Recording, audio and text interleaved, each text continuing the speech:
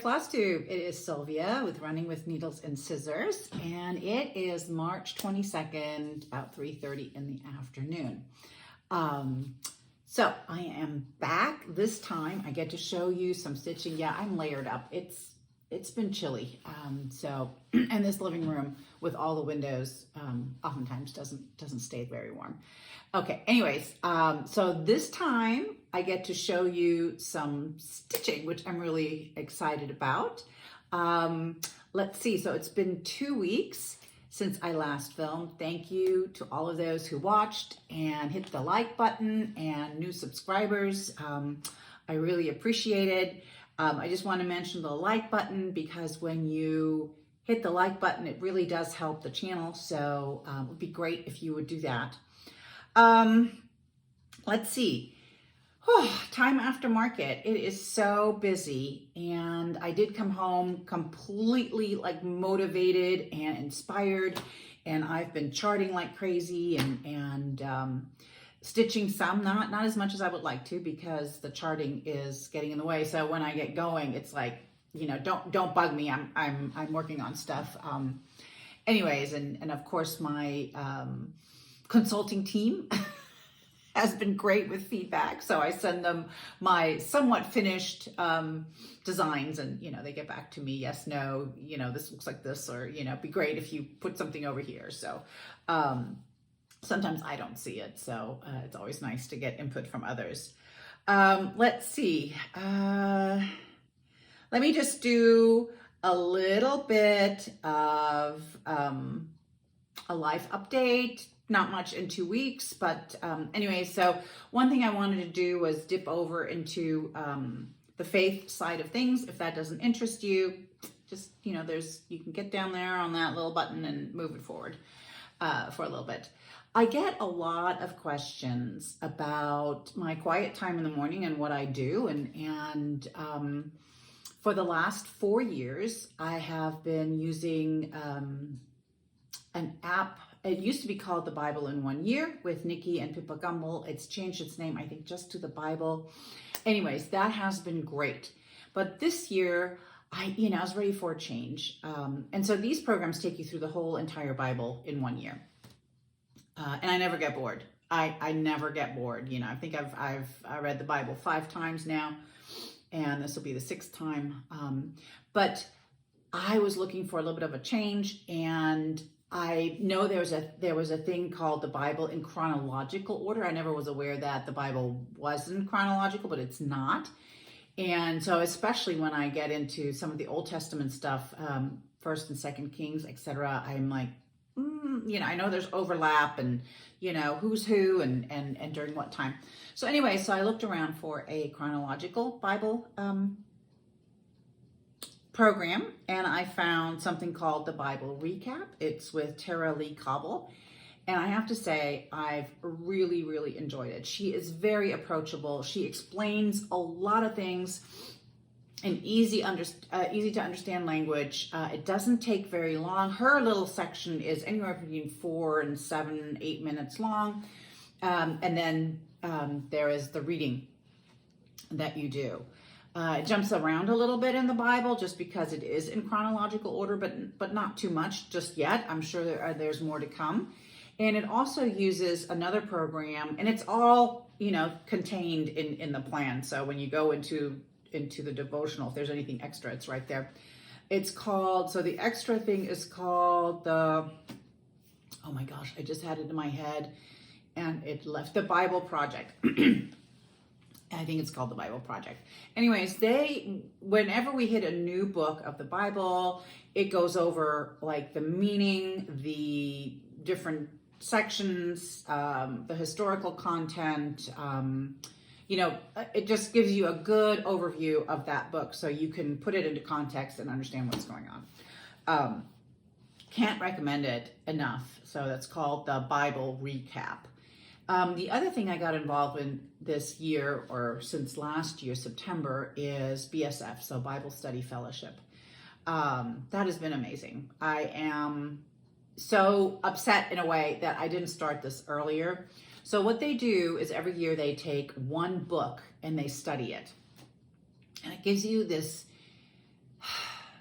time to just soak in the scripture, and you're not rushing through it. For example, when you're reading the Bible every day, it's more like, okay, I got to get this certain amount done. But BSF, Bible Study Fellowship, goes at a much slower and more in-depth pace. And you meet up with a group, you're assigned to a group, and you meet with them during a certain time. And this is when you discuss, let's say, the assignment that you've been doing all week long. And yes, it's a little bit more homework heavy, but number one, it's totally worth it. And number two, if you keep up with it every day, it's not a big deal at all. And I've been pretty good about it during this semester, and it's going to come to an end, I think, here in April. The women I have met have been fantastic. My leader is awesome. And the insights and knowledge I have gained through this Bible Study Fellowship, it's worth gold. And I can only really recommend it. If you haven't tried it, there are mini studies. If you look around, if you go out to the website, BibleStudyFellowship.com, you can find a program in your area. Next year starts in September. So there we are going to study Revelation. I can only say, man, sign up for that. It's going to be fantastic. Okay. That's my little capsule of what I do in the mornings before I get going. Oh, let's see, what else? I have been super busy in my kitchen. I'm going to out myself a little bit. I'm a little crunchy, so that means I tend to go the natural route. And I don't use soaps that have foaming agents in it. I mean, they're soap, they clean, but they don't foam up a lot. My shampoo is actually not a shampoo. It's a sort of a conditioner cleanser type thing. Anyways, I try to stay away from fragrances and unnatural things. I tend to use clean makeup. Down to no laundry softener or dryer sheets or anything like that. But anyways, so I do a lot of baking, especially with sourdough, and that always takes much longer. It requires a little bit of planning. It's not hard. It's not really any more labor intensive. It's just paced differently. I really like the result we're getting and have enjoyed it. My starter, which I started myself, is about 1.5 years old now. So it's a good, strong starter. I made some Hawaiian sweet rolls the other day, and I showed a photo on Instagram. If you don't follow me there, I keep it very light over there. Anyways, I showed a photo of them baking these Hawaiian sweet rolls, baking in the oven, and I didn't really snap another photo when they came out. They were beautiful and absolutely delicious. Too many. So we had some leftover, and they were slowly kind of going downhill. And so I made some bread pudding yesterday, and oh my gosh, it's so very good. But I think going forward, I'm going to use half a recipe because nobody benefits from a lot of bread pudding. Let me leave it there. So, anywhoosies, I tried my hand at ciabatta. That did not turn out like ciabatta. It turned out good. It was a nice loaf of bread, but it wasn't ciabatta. So, and I was thinking about what did I do wrong? But probably what I did wrong was I added some, freshly ground wheat into that. And ciabatta is usually just white flour. But it's a nutritious, delicious loaf of bread that is not ciabatta. What else? Oh gosh, nothing much really. We're enjoying our wildlife here. The deer were here. We have a herd of deer. It started out with 7, grew to 9. I think there's 11, maybe more deer that travel in the pack. There's other smaller groups, but this one is the large group, and it was here for a couple days. And it really surprised me. And that was one of the, I posted a picture this morning on Instagram of one of the deer just, you know, peeking into my window, my stitching room, my office in the morning. Wasn't quite a surprise when I looked up and it's like, oh, hello, and tried to snap a picture real quick. Not the best picture, but you can see her. It's very cute. But what surprised me was, so they're hanging out about, usually down this way, the lower part of the property. They sometimes come over here to the house. But Maisie was out. I let them out after dinner, and they were just right down here. And let me tell you, they did not budge. You know, Maisie was popping up and down. You know, poodles have like springs in their legs. So she was boing, boing, boing. And I'm like, what is the matter with you down there? And I went to look, and, you know, there were the deer there. Some of them weren't even watching her. One that was the closest, and she was relatively close. You know, she just picked up her head and, you know, had her ears like, what you doing? Okay, you're not coming any closer. Then, you know, I'll go back to my foraging. And, you know, when Maisie got a little bit rambunctious, you know, the deer looked up again, like, keeping an eye on you. But they did not take off. I really was surprised. So they are quite, I don't know how to, you know, I love them. I don't love them. Love-hate relationship there, because man, you know, in the springtime and in the fall, they just really do a lot of damage if you're trying to garden. They get all the tender stuff. Usually they like, I have some daylilies that were here, and I've planted new ones, and they can just be covered with buds one day, and I'll come down the next and all the buds are gone because the deer just have come and they just eat the buds, you know. And of course, they love strawberries and they love raspberries, and I've had to cage all of that now. Had a frustrating season last summer. You know, I've kind of sort of tried to plant them where they get enough sun, but not quite in the path of the deer, but they find it anyways. And it was the blueberries, strawberries, raspberries, all that got nailed. I have some elderberries that I'm trying to grow. And in the fall, they just totally, you know, raised them to the ground. They've come back because they're little, they're new. Yeah, so it's a constant fight. But I do love seeing them, and they're just very pretty and lovely. And, you know, we get a doe every year that puts her babies here somewhere. I don't get to see them.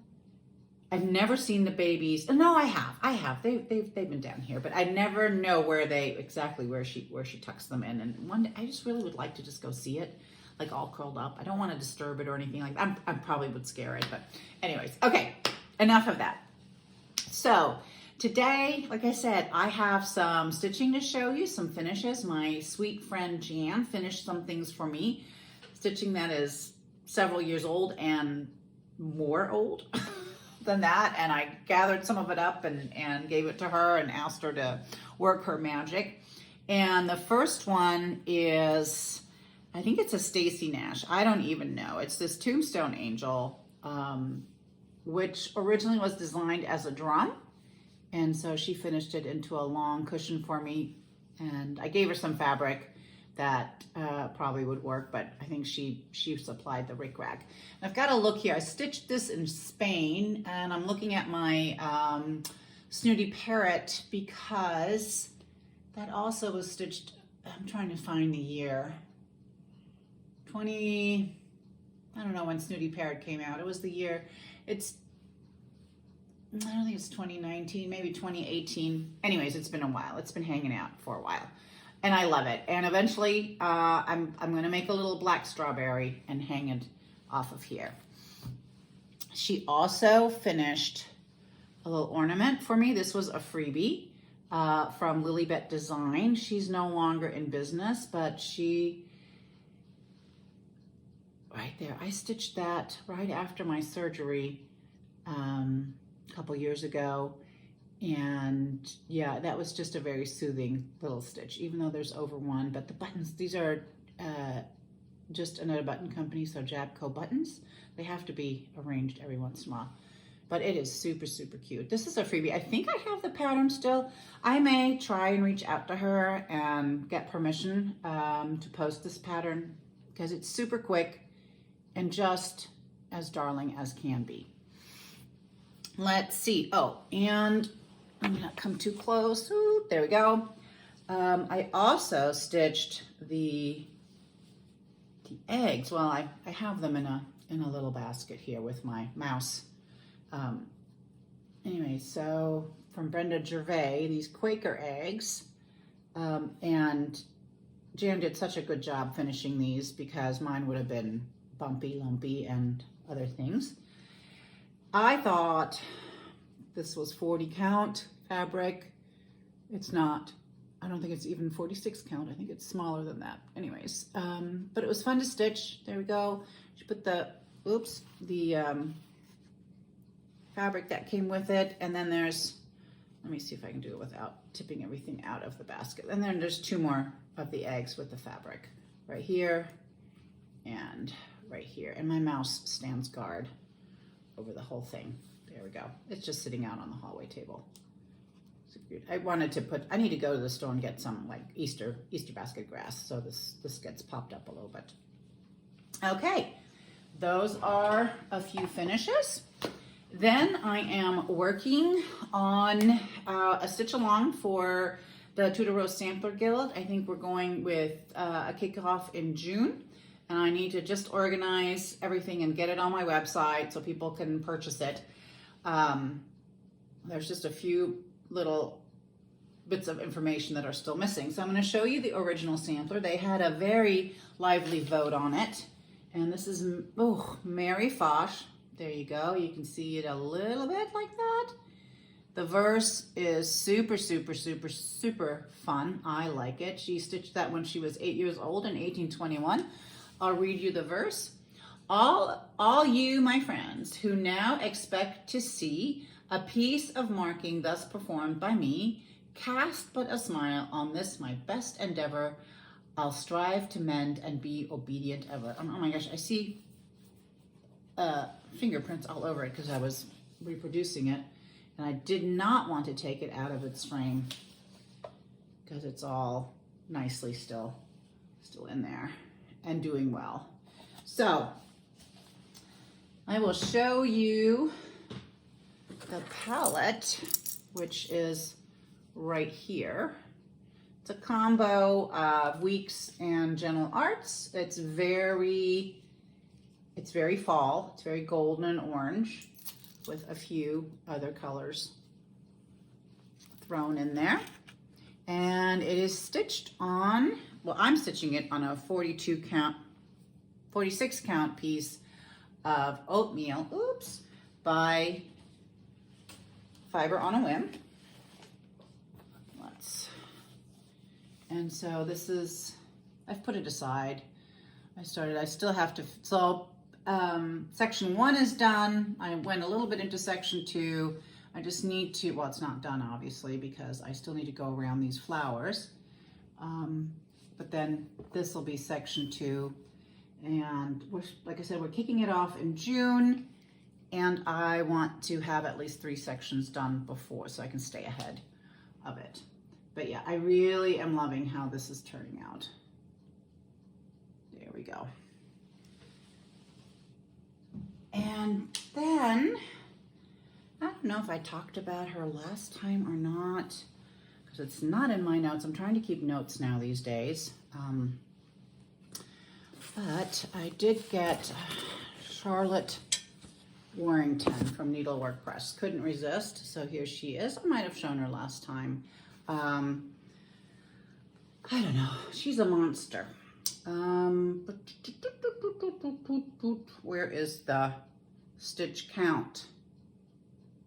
Not on the back as far as I can see, but I got 46 count. It is the fabric that was in the kit, and you can only get this as a kit. They were talking about, when I say they, it's Homespun Needlework group on Facebook run by Julie Corsave, and this one was exclusive to the group and will stay exclusive to the group. And she said she may consider releasing or making it available for another round of purchases. Anyways, but on 46 count, she is 19.6 inches by 20.3 inches. Oh no, there's the stitch count. It's in there. 449 by 466. Anyways, but absolutely my type of sampler. Had to have it, even though I have no time to stitch it. And then I had to start it. Did I just say I don't have time to stitch it? Yeah. But I just did a little bit. And I actually used a lot of my older stock hand-dyed fibers because I really, really like it. I forget if I mentioned that this is mason linen. So it's beautiful. Anyways, so here's my start. The colors are slightly different, a little bit more muted. I didn't go as red and as pink and as orange and as yellow as the original, but I am super happy with what I'm seeing. Now, one thing I want to mention that I started doing on this one, and I have carried on with it, is because it's in this big old frame, I didn't want to flip it over all the time. There went the pattern. I didn't want to flip it over all the time. So all the threads, one moment while the clock does its thing. So I've buried all my threads on the front. And yes, you can do that. And yes, you can't really see it. And it makes for, you know, a fairly tidy back as well. I won't flip it over because I'm seeing a little bit of mess, but in theory, it makes for a tidy back. Yeah, you cannot see it. I'm going to go real close. You can't see it. So I think it works best on higher count linen. But all you do is when I finish my so let's say I know this is my last X, and here's the bottom, and here's, well, let's call this the bottom since it's opposite for you, and this is the top, and I'm coming across, right? Then I just loop, I just come back under and come out on the corner of the bottom leg, and then I take my needle and I make sure to go under the X's. So I, you know, not one of the legs, but both legs, right down the middle. I just put that needle right down the middle and go 4 or 5 stitches, depending on how much I have. And then I pull it really, really tight. Well, not that tight. I pull it fairly tight and then really trim close, because with that tight pulling and trim close, it just kind of slips right back under the stitch. And seriously, it is not visible. This linen is absolutely gorgeous. Beautiful. It has a beautiful hand, a beautiful feel. It's Weigart, and I just really love it. And I love working on it. Okay. Oh, I'll just show you. So this is what I kind of pulled out. You can sort of see the colors. These are old spools of Vicki Clayton. You know, I thought I would, and there's more. Let's see, where is my project bag? Oh, I don't know. Oh, here it is. And I tucked the rest into this beautiful project bag from number 12 Stitch Co. I can write her name on it right here. What project that is in. This is from Australia. I didn't even hesitate when I saw it. This is, you know, oh yeah, totally me. I know at the same time Laura from Brenda and the Serial Starter snagged herself one. My fantastic, which I haven't needed to use, I may switch it to another project because it's going to sit in here. So this is a floss keeper from Shelley Fry, Antique Needleworker. She made it for me for my birthday, and this is where you write your flosses on. Anyways, I love using it, and I thought I would use it for this one, but then thinking about it, since it'll probably sit quietly for a while, I may want to put it somewhere else. So I put the rest of the spools in a Brighton tin. It works really well.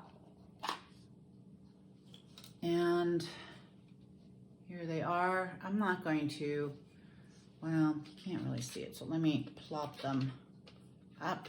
They have to sit flat, otherwise the tin won't close. Hold on, almost done. Quite a bit of neutrals in here. So I'm gonna just squeeze them. So that's the rest of the the colors. Anyway, so they're all together nicely contained in 2 containers. I could probably pull a bunch off the spools and refile the spools, but I don't off of these big spools, but I don't want to. Too lazy. All right. So that is that bit of stitching. The other bit was Mary Foch. Oh, and I did a freebie for Shelley Fry's Antique Needleworkers Facebook group. It's called Antique Needleworkers Circle of Friends. It's a really active group, very fun. And I did a little Easter pattern on toweling. So I've been kind of looking at toweling to stitch on, and I think it's a lot of fun. It opens up a lot of possibilities. So this is the freebie I did. Anyways, and oh yeah, here are my little pins that my friend Lisa from Lady Huzzah made me last year. Aren't they cute?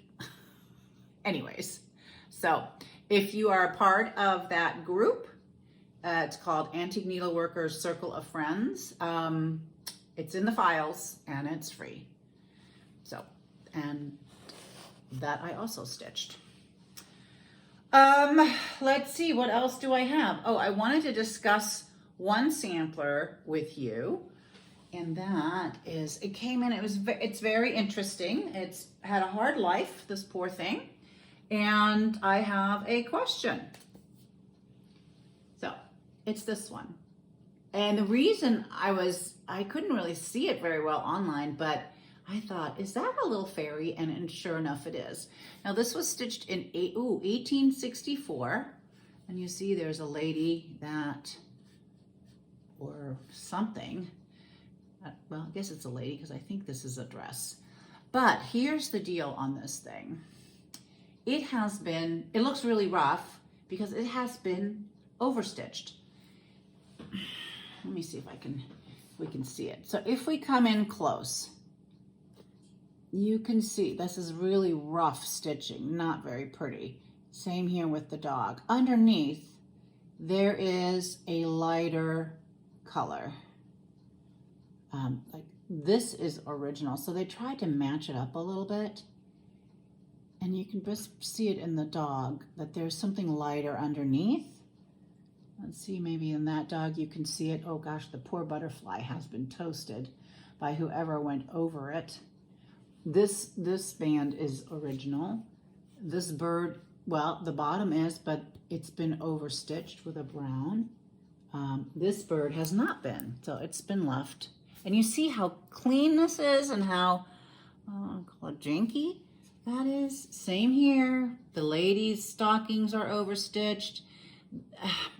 I don't know if there's something underneath there, but this has been added. This is overstitched. I'm sorry for the glare. Let's see. There we go. This has been, like, this weird handle has been added, and not very well either. So here's my question for you. I think this has been added. I'm going to take it apart. Would you remove all the, that's my plan. I want to remove all the stitching on top. I want to see, because you can see it underneath the letters. So this is a very light, probably ghosty alphabet, but I also want to see on the back what it looks like. So I don't know, what are your thoughts?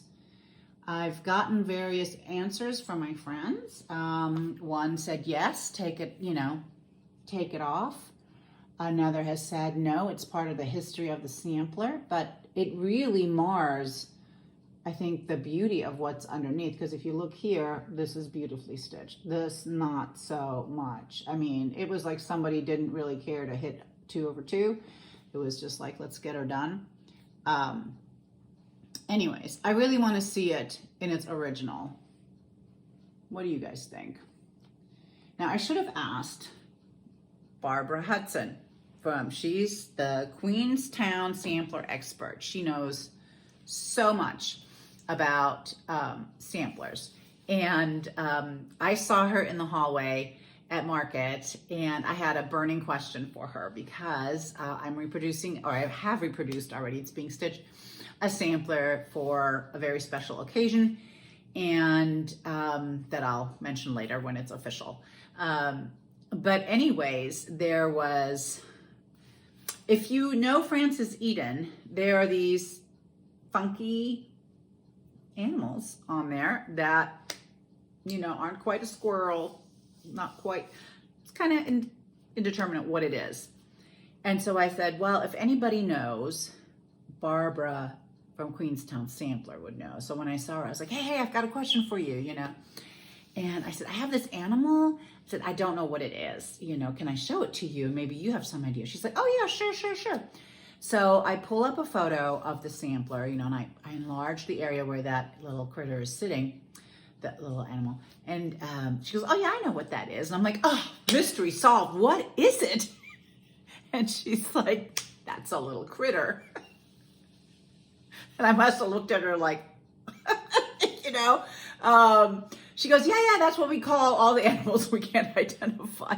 So it looks sort of like a wombat, squirrely, and I'm sure those of you who are familiar with Frances Eden know which one I'm referring to. Anyway, so there it is, mystery solved. It's a critter, and that's what will be part of my lecture. Like, here we have it. It's a critter. Anyways, and okay, I have one more thing. This one's short and sweet altogether. I said I forgot to show the freebie that's in the recipe book, the Nashville recipe book. Here is my Ohio lemon bowl. Yeah, I really do like the way this turned out. And that is part of the Nashville recipe book. It's such a good deal to get. Not only do you get recipes, you get designs, all kinds, that stitch up really quickly, and it's a whopping $12. Can't do any better than that. Oh, sorry. And the only other thing I have to show you is my sew sampler box came in from the headquarters shop. And I have to say, I've been really, really pleased. I am not a big fan of boxes. And I say that, and then I've subscribed to a few. And my friend Lisa said, boy, for not being a fan of boxes, you got a few boxes. And that's true. It's true. I do.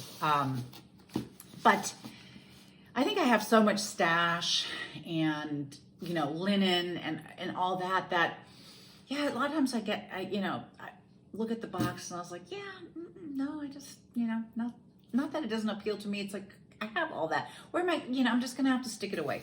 Anyways, but nonetheless, okay, this is what it looks like when you open it. Oh, I do really like this one. This is my third one, and pleased every time. So this goes over, you know, what's in the box, so you can understand all of it. Let's see, this is what it looks like. So there's some Sweetwater fabric, vintage, very fun. I've always liked Sweetwater. There is some foundation paper, triangles, and if you've never used foundation paper before, makes life so easy when you sew, because you just sew right along the lines, and turns out perfect every time as long as you stay on the lines. There is a little foundation piecing water pen. I'm not sure, so I'm gonna have to read the instructions on how to use it, and some tweezers. A little zipper pull that says quilter on it. We need one for us cross stitchers, one that says stitcher. And there is the little pattern that goes, and this is cute. I like this one. So I do like the little whirly gig on it. Very fun for a change there and there. So yeah, super cute. All right. So that's my fun fun other craft that I'm not doing box? There are people that really, really love the boxes, and more power to you. You know, that, I don't know. I'm not much for surprises. Even though I did sign up for, they had a few openings and I jumped on it. What's from the Cruel Goblin? They do a schoolgirl sampler box, and from Australia. Yeah. Anyway, so our first one's in the mail. I'm excited to get it. But I will have to say, though, I have seen a lot of the content of the box that they put together, and I really like what they do. And the other box that I'm subscribed to, it's 3, is the Keeper box from Carrie. Why is my brain not working? Come on. Come on. Tiger Lily, there it is. Jeez. Okay, so Carrie from Tiger Lily Designs. She does a keeper box. Again, it's just curated so well, and I really enjoy what is in there, and I really enjoy her keepers. I know she said, you know, her club is full, and the waiting list is a mile long. But if you're interested at all, put your name on it. You never know, you know, what can happen. But yes, so the next box comes in April. That's next month. I'm super excited. Okay, the only other thing, we had this fantastic program at our Tudor Rose Sampler Guild. Last month was fantastic, or this month was really, really great. Next month is also a really fantastic program. I encourage you maybe to go to the website, Tudor Rose Sampler Guild, and look at the programs. It's really, this year, the lineup is amazing. So this was from Sampler Bird Stitchery. She was there, Robin is her name. I met her at market, really delightful lady. And she went over how to finish up her tomato scissor fob tomato. So there's a little bit of work involved, but it's not hard at all. And she puts together this really fabulous little kit on her Etsy shop. So this is Sampler Bird Stitchery. You can see it. Super, super cute. Now this may have a chance of getting done in a quick break, you know, possibly that I'm going to take. And then she also does a pumpkin scissor fob. It's finished the same way, but it looks a little different. And I think it is so stinking cute. She needs to make more of these, really. So here's the kit. Everything's in it. And yeah, really nice. I don't think there's much stitching involved. I think the finishing is pretty straightforward, so highly recommend. Lots of people finished theirs. I saw posting on the Facebook group, the Tudor Rose Sampler Facebook group, that people posting their finished little tomatoes, and they all looked good. And yeah, it was a great program just to see, you know, how to do it. Again, it's not hard. It just helps a lot when you see somebody walk through it. All right, well, that concludes me for this week. Not so short, but hopefully sweet. And let's see, 2 weeks from now, Lisa, Lady Huzzah Presents, who just uploaded a video, a floss tube, by the way, is going to be here with her husband for the eclipse. Ooh, there's a squirrel right there. I don't think the dogs have noticed.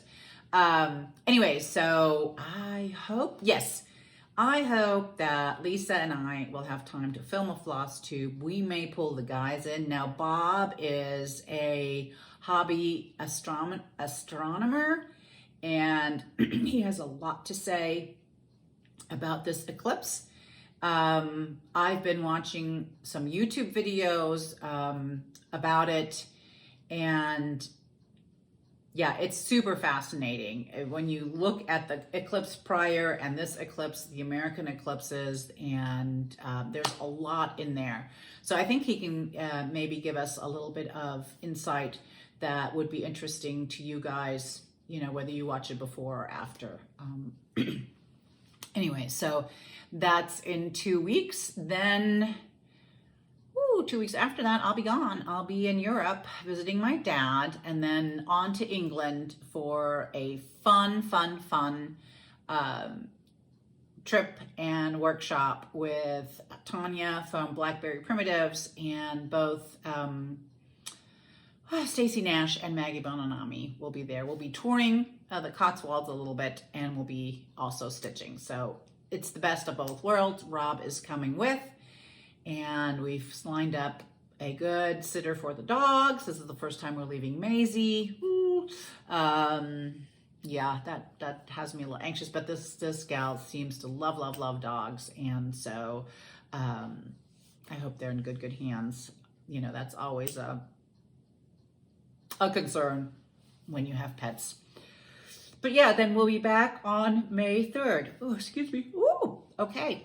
I hope that I can do, I'm not really good at this because, again, you know, I like to stay in the moment, but I'm hoping to share this trip with you guys a little bit. It should be fun. It's a for me and my husband, it's a once in a lifetime trip that we're doing.